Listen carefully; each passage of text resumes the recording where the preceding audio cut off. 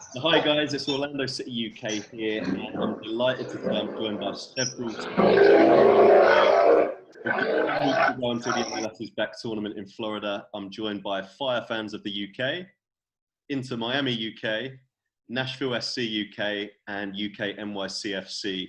So together we all make up Group A at the tournament, and today we'll be previewing the action. Welcome to the show, guys. Evening, afternoon. Happy Canada Day. Thanks for having us. You're welcome.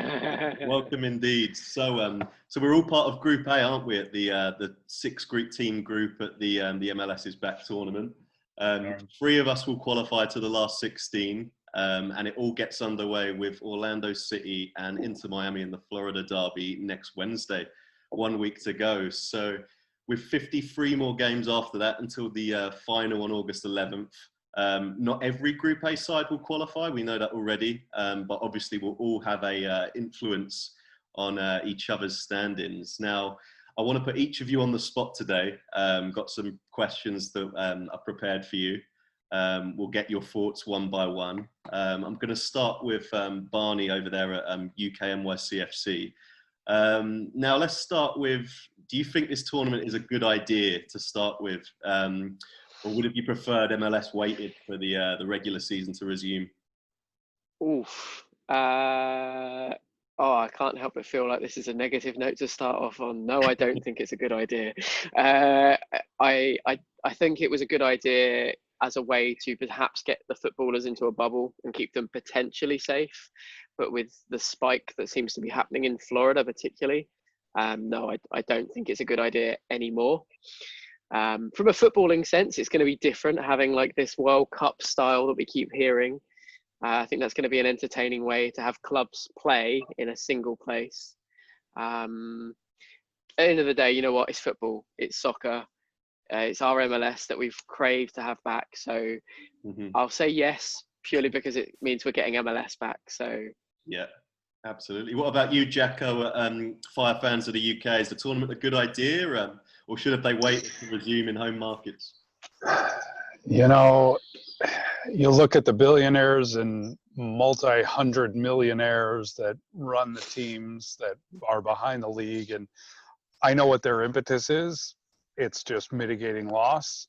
And in all honesty, I am a little bit more concerned about the COVID situation and how that's playing out in Florida and how that affects the teams. The teams can be in whatever bubbles they want, but the hotel workers, the people that they're potentially putting in jeopardy just for serving, and you know, it's a hard rub, and I know there's no right way to do it, but in all honesty, as much as I love football and I want to see it back, I don't know.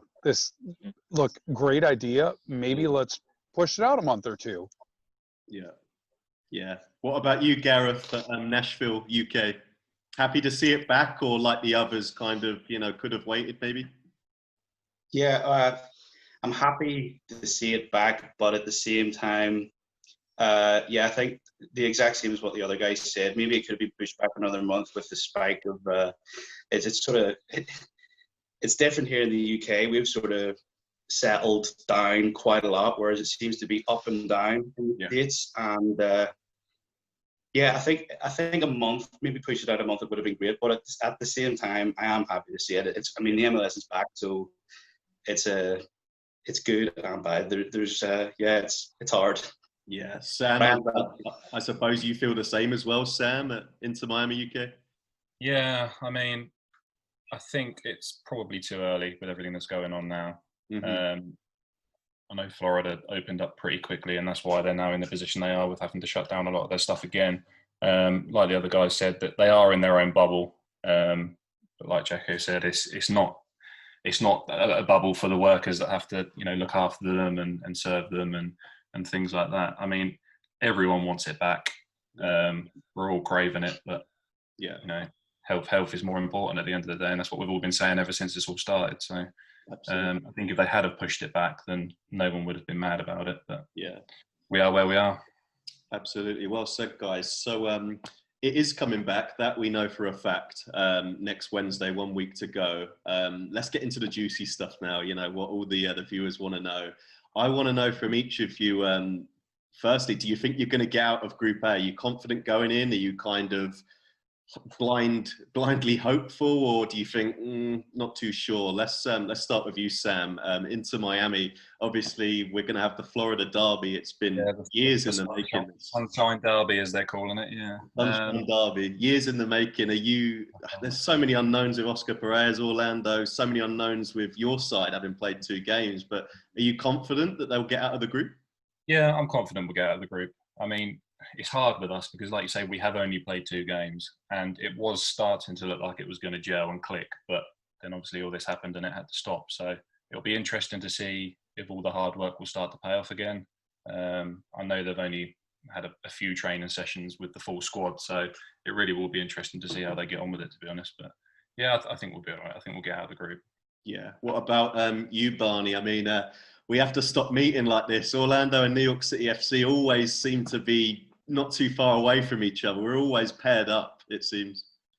Yeah, and after our cup game last year, you beating us on penalties, perhaps at least that's a positive, that we won't meet on penalties unless we both get through and meet later in the knockouts. But I'm pretty positive. I think I'd like to hope, with all due respect to Nashville and Miami, that as new clubs they should be easier to beat, maybe.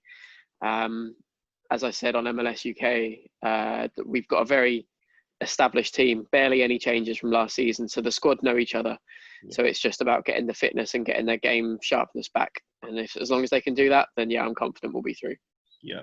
Jacko, Chicago Fire, how are you feeling heading into the tournament? You know, it's one of those sides where we've got all the pieces to actually really put something special on the field, but I'm going to be surprised if they do it, because I feel like I'm almost in the same boat as Miami and Nashville, where we're an expansion side, because we've had, unlike New York, where we haven't had carryover minutes from squad to squad, season to season. Yeah. We've got a bunch of people that have never played together. And frankly, that's where we look at these COVID reunion practices going, okay, maybe they've had a chance to feel each other out after an initial game or two. And I don't know about you guys, but I almost feel like I forgot that games had actually started when this went down. I almost feel like there's been nothing of the season before, and they've gone to preseason, and now they'll begin a tournament. So I would love to say I'm 100% confident they'll get out of the group stages, because I am, but it's going to be really hit or miss. I mean, I think it's a team that really would wind up growing into the field rather than maybe a tournament style might not suit them. So wait and see. Well said. And to be fair, I actually feel the same way at Orlando City with it's a new manager. And as I said earlier in the pod, you know, it's there's so many unknowns in this tournament. Who knows what will happen? But moving on to you, Gareth, at Nashville, you the first 2 games of the season, just like Miami, you put up a really good fight. It's a hard start against Atlanta and Timbers. Can you draw confidence from that going into the tournament? Do you think you'll be okay? Well, going back to the first 2 matches, I was really, really surprised with how well that they actually played. They looked like they'd been together a lot longer than what they have. I think for me, my surprise package was probably Godoy, because I know he's a decent player in the MLS, but he really shined for me. I'm pretty confident going into the MLS's back sort of tournament style that they're going for. I think it depends on the first match, really, for me against Chicago. If we can get the 3 points against Chicago, I think we're okay. But it's hit or miss. Absolutely. That interestingly brings me on to my next question about players and what have you. But quickly first, so luckily in the last couple of days we've kind of seen Sky Sports and Free Sports is scheduled for the tournament, and it looks like for us guys in the UK that we're going to get to watch a lot of matches, which is good. Obviously, the battle is staying up with these late kickoff times, but at least the broadcasters are kind of giving us good access to the games. So just moving on to the next question. So especially for Orlando City supporters, we our fans, want to know about, obviously the standout guys on your teams and maybe players that our fans are not so familiar with and need to watch out for. We'll start with you, Jacko. Obviously, there's been a lot of turnover at Chicago Fire in the off season. Who's your main man? Who's going to be your top goal scorer? And who is someone that is under the radar and we should be looking out for? Okay, top goal scorer for us is probably going to be CJ Sapong. Not a new name, a known commodity for a lot of people, but honestly, a consistent performer, someone who puts up the numbers. Robert Barrett, obviously we brought him in the off season, and if you didn't get to see his signing video, please watch it. It is absolutely the most classic Chicago drop I think I've ever seen the club do, and it was just pure comedy gold. Guys that are going to produce, but possibly might be lesser known commodities. You're going to see Ali Seda and Jimenez. Gaston Jimenez, I think we made a little bit of noise throughout the league with, although he's going to be for most people one of those. What? Gaston Jimenez. Yeah, sure. Yep, I've heard of him. But he's a solid enough player that once you see him on the pitch, you will pay attention to him. So I'll just put that way. Oh, our match against Nashville, by the way, we've dubbed the Daxico. Daxico. Like it. Like it. So, Sam, Inter Miami. You see on Twitter, everyone's saying Rodolfo Pizarro's your main man. But I want to know where the goals are coming from. Who's going to be your top goal scorer in Group A and the tournament? See, we still don't have at this point an out-and-out striker, or a designated striker, as you'd call it. But it's probably going to be Pizarro. It really will either be Pizarro, maybe Matti Pellegrini. They're probably our two main threats. I mean, Lewis Morgan, the guy we signed from Celtic, he looked really good in the first two games. Yeah. The goals are going to come from the wings. It's the only place we have a goal threat at the moment. It's where we have our best players. Robbie Robinson up top. I mean, we have Julian Carranzo, the other young Argentinian he was injured at the start of our regular season. He's now back fully fit, so it'd be interesting to see if he can chip in with his fair share of goals. But it's probably going to be the Pizarro or Pellegrini. Nice.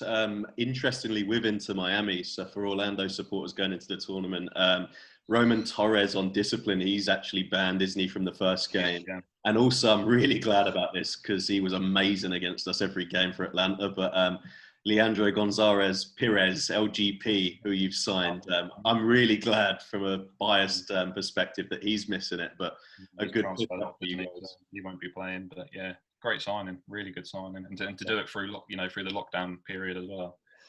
Very impressive. Barney, NYCFC, are we looking beyond Herbert as top goal scorer, or you tell me? It's got to be Herbert. He already started this season. Well, I say started the season. Our first game of the season in the Champions League, hat-trick away from home against San Carlos. Phenomenal performance. Since then, no one seemed to turn up for the team, so I'm hoping they all remember that performance away in Costa Rica. But yeah, it's got to be Herbert. Everyone's just got to make sure the ball comes through to him, whether we play as just a single striker or whether he gets support from Tati Castellanos. I think it depends. Already, Ronnie Dyler seems to favour bringing on Castellanos later. And just starting with Heber as like a lone striker. So I've got trust, like I said, existing team, just newer manager. So hopefully he can get them playing. Now he's had a bit more time to get used to them as well, because it was a very, very late addition in adding Ronnie Dyler as the team's manager. So hopefully he's had the time now to get them singing on the same hymn sheet. Definitely.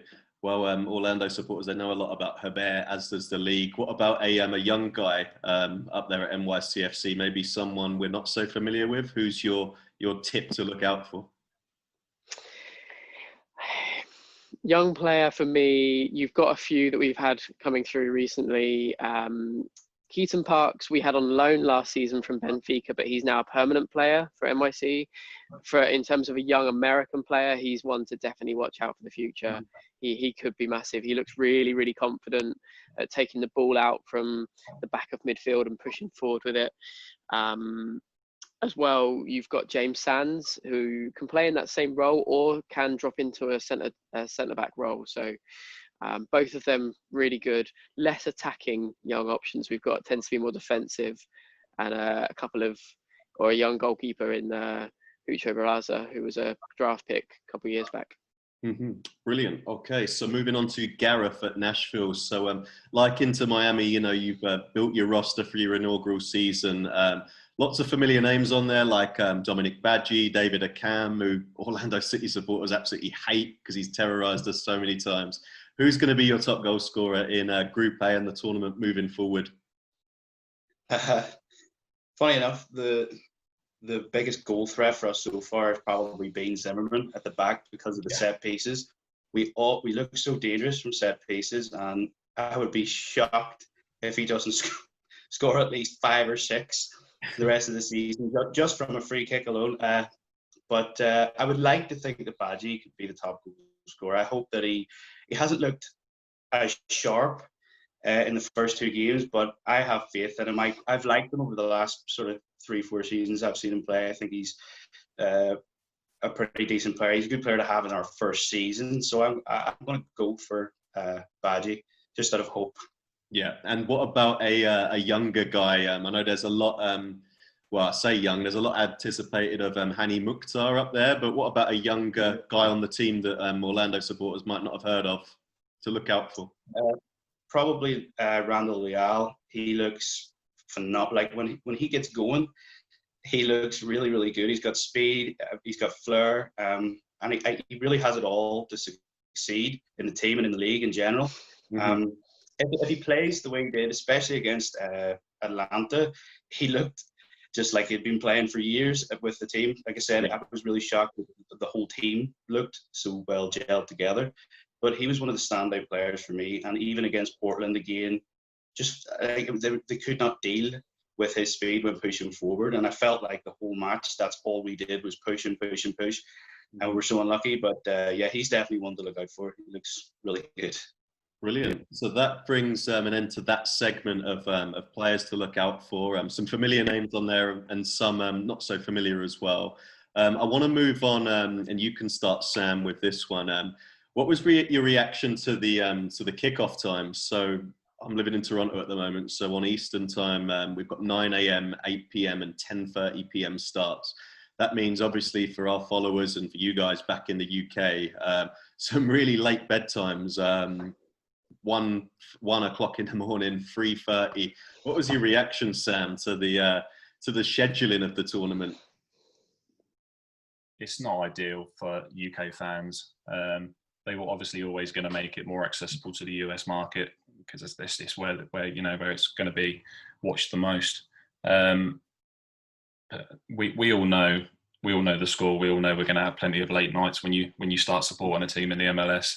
It's the same with any American sport. So I guess you just get used to it. So it's not ideal, but we'll all put up with it. So absolutely. What do you think of the times, Jacko? I mean, I know personally the heat and humidity in Central Florida in Orlando this time of year, it's unbearable. Like I've gone to games before. We usually play in the evening, but I went to a game against RSL that was I think a 2 p.m. kickoff, and I honestly don't know how the players dealt with that heat.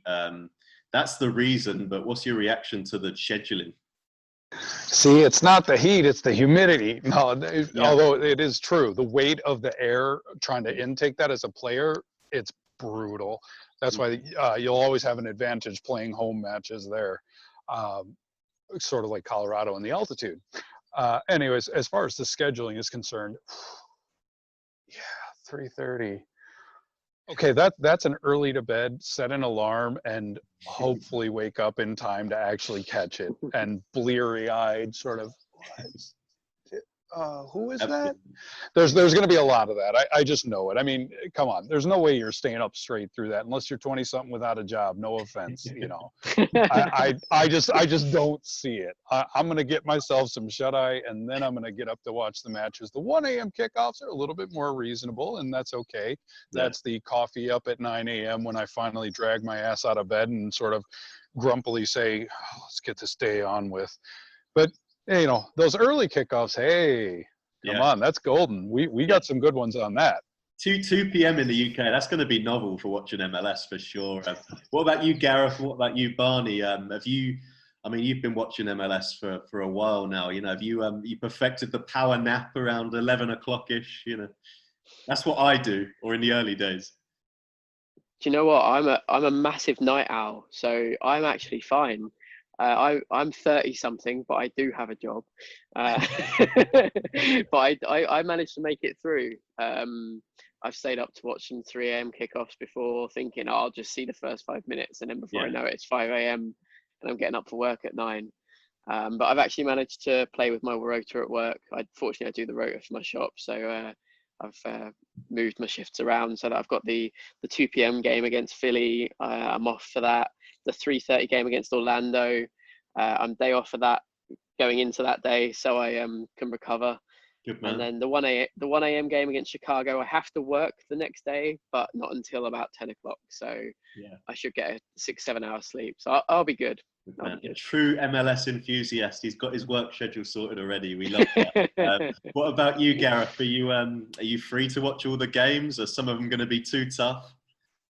Yeah, I'll be free to watch them all, but I'll have to get some shut eye before the 3 a.m. kickoff against Chicago.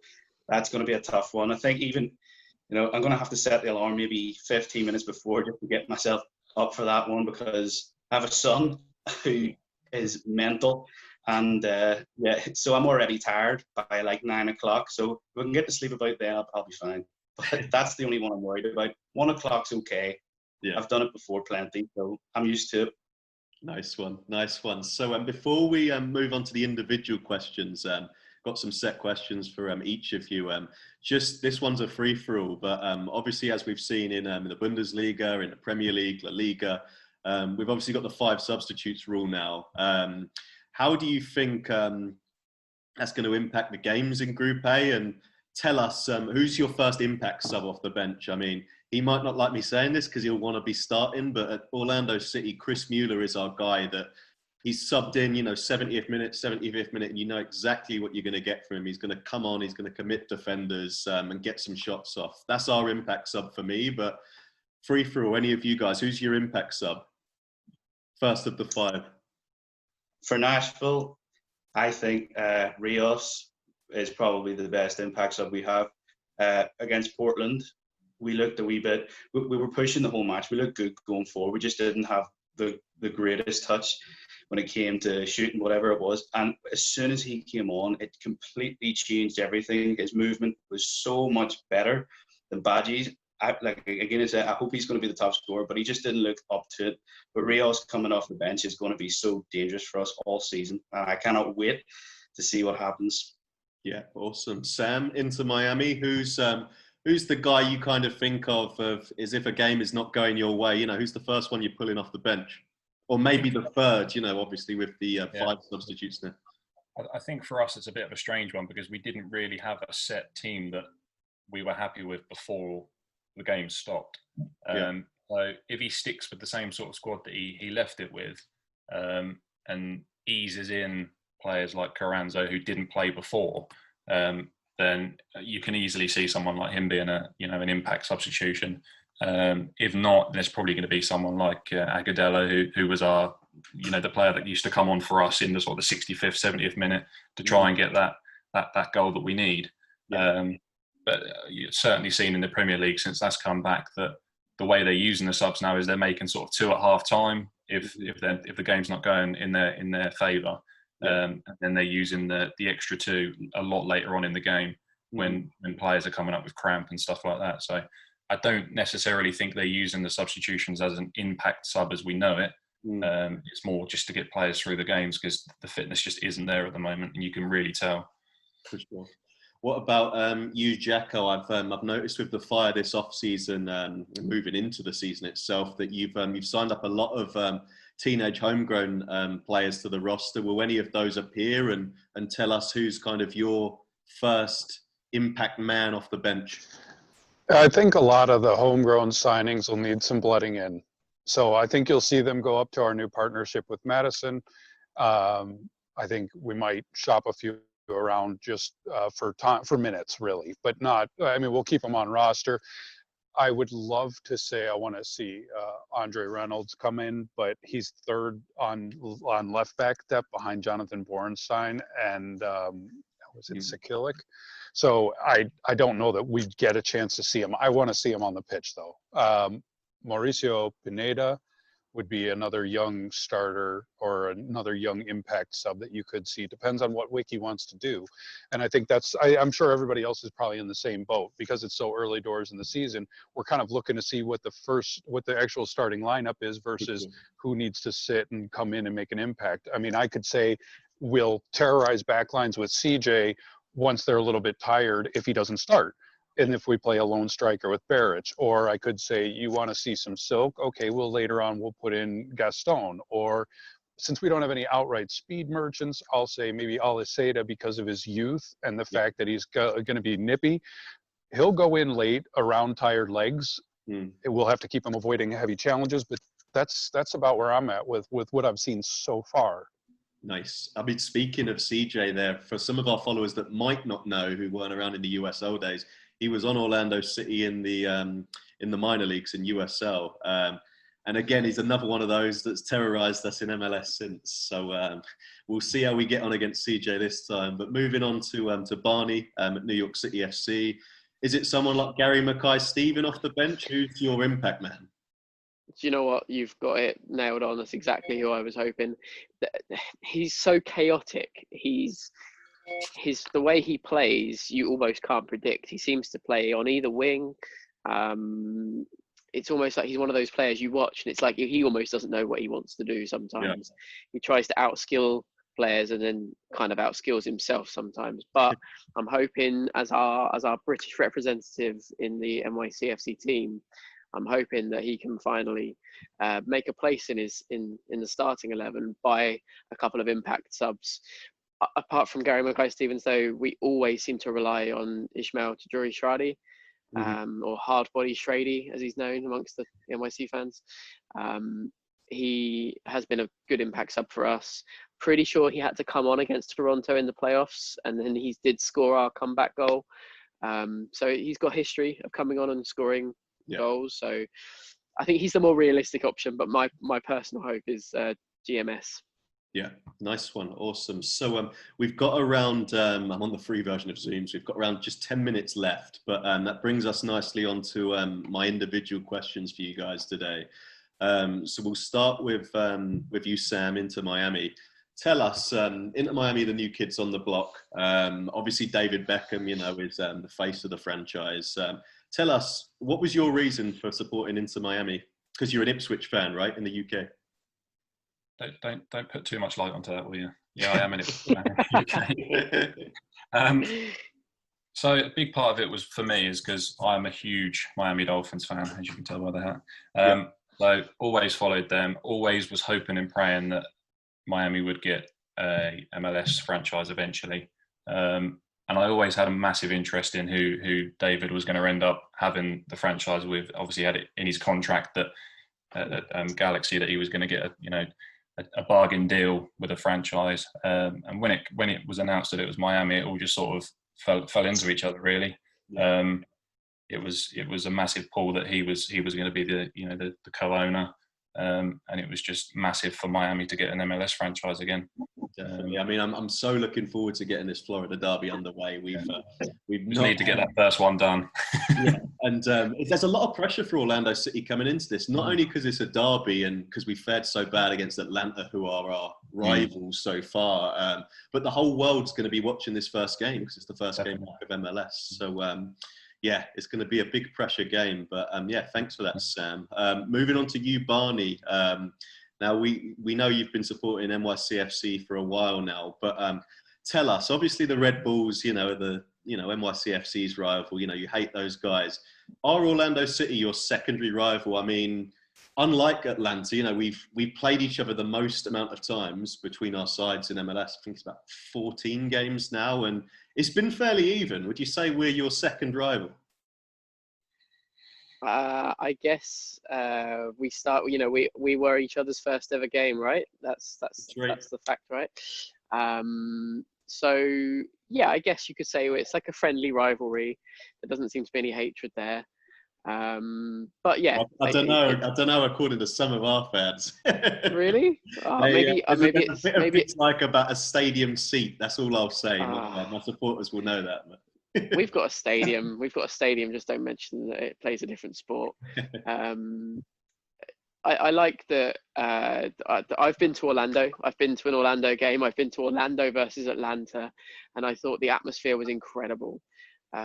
So I have a lot of respect for Orlando fans. A couple gave me their company for the evening of that game, and were fabulous, talking to tell me about the stadium, the fans, trying to explain some of the songs to me that were a little bit Hispanic for my understanding. So yeah, it's a friendly rivalry to me. I have an Orlando goalkeeper jersey that I got my friend who lives in Orlando to send me. So yeah, it's a rivalry maybe, but I think of it as a friendly one. Good man. Gareth, Nashville SC UK. I'm really interested to hear your story. Why Tennessee? Why Nashville? Why is that your team? It was before they got announced as the next expansion team. And obviously I was interested to see who was going to get it. You're always excited to see who's new in the league. And I've been watching for about 3 years at the time, 3-4 years, and just never found a club that sort of suited me. But I just, when you see the fans and how excited they were about the potential of their team being in the MLS, it was just something really exciting. It's the music city as well, so there's like so much to love about the city itself. Everything about it. I support Liverpool back home, and Ian sort of took over with Nashville, which like the Liverpool connection there, that was pretty cool. So everything just sort of fell into place, and I thought, yeah, that's something I want to be part of, and it's been great. Since I started the account as well, you know, I've had so much love from people of Nashville who like they can't believe that there's a guy in the UK who supports the team, which is even now still. It's been like, I don't know, 5 months since I started, and they still can't believe there's this guy in the UK that supports. So that's pretty cool as well. Yeah, but yeah, they just everything fell into place for me. That's awesome. And your manager actually, I was born in Stevenage in Hertfordshire. Your manager is a former manager of Stevenage, Gary Smith, former MLS Cup winner. So there's some experience there heading into the tournament. 5 minutes left, but Jacko, tell us with Chicago Fire, obviously you've been and also ran an Eastern Conference like we have. What would represent, I mean, for us at Orlando, just getting through the group stage, I think that would represent some tangible progress. Tell us what is a good tournament for Chicago Fire? Thanks for the 5-minute warning. I won't take that long, I promise. No, I know. No, the funny thing is I feel like there's been, over the past decade of futility, a culture that's unfortunately taken over, whereas the decade before we were really good. At least always in conversation for contention. We were in the Eastern Conference Finals for 3 out of 4 years running, and then it just went south. And unfortunately, it seems like that expectation, that mentality that you have, the difference between people who win and people who don't is typically the belief, the confidence, and the push to expect that level of performance and continuity. And over the years, we've gone from, well, if we don't win it all, then what the hell are we doing here? And it's unfortunately slowly but surely turned into, hey, this looks like, you know, we're in with a couple of expansion teams. We might be able to get out of this. If that's our level of expectation, we've acquiesced to a loss already, call it a day, walk away. So for me, it really is, get out of the group stages is a bare minimum. If we don't do that, I'm calling it a failure, end of. Yeah. I mean, I'm kind of feeling the same way at Orlando City. So I mean, it's in our own backyard. It's not at Exploria Stadium, but we have to get out of this group. You know, everyone knows about Orlando's struggles in MLS so far. There's a lot of pressure on these 3 games. I mean, you will all know from watching World Cups and European Championships, you know, if you lose that first game, the pressure goes through the roof. So I would personally, talking prediction for the Inter Miami game, the tournament curtain raiser, Would I take a point? I want to beat Inter Miami. I want to start. I want the bragging rights. But would I take a point? We need something to, a foundation to build off of. So we will see. But I want to thank all the guys here today. And we're almost out of time. But Barney, UK NYCFC, Jacko, Fire fans of the UK, Gareth, Nashville SC UK, and Sam at Inter Miami UK. Just tell our followers before we run out of time where they can find you on Twitter or your website. Barney? I am at UK NYCFC on both Twitter and Instagram. Website coming soon. Awesome. Jacko? I just keep it simple. It's just on Twitter, CF97 UK. Awesome. Gareth? Yeah, just on Twitter at Nashville_UK. Hopefully on YouTube soon as well. Nice. And Sam at Inter Miami? Yeah, Twitter and Instagram, which is Inter Miami UK. Nice and simple. Awesome. Well, I want to thank all the guys for joining me today. For me personally, I've been running Orlando City UK for 5 years now. It's been amazing to see you guys supporting the league, doing a great job with your teams as well. So thanks for joining us today. And it's just a relief to have Major League Soccer coming back this time next week. So thanks to the guys. I would wish you luck, but this is Group A and we all want to move forward. So thanks for joining us. And speak soon. Speak to you guys.